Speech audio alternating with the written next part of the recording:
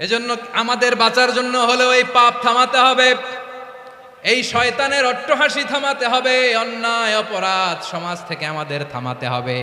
কারণ আযাব আসলে ওরাও মরবে, আমরাও মরব।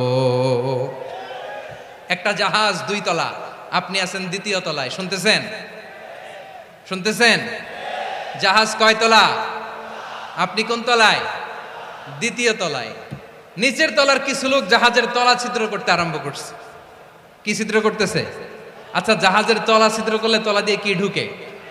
এখন আপনি যদি বলেন আমার কি, আমি তো 2 তলায়, আমার কি, আমি তো সেফ, আমি ইন দ্য সেফ জোন, আমি তো ভালো আছি, আমি তো ভালো আছি, ওরা ছিদ্র করে ওরা মরবে। আসলে কি শুধু ওরা মরবে, নাকি তলা ফুটো হলে ভিতরে পানি ঢুকলে আপনারও সলিল সমাধি হবে?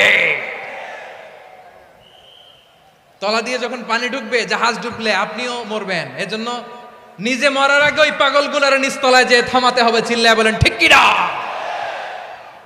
এজন্য আল্লাহ বললেন মুনকার প্রতিরোধের দায়িত্ব সমাজের টপ টু বটম সবার।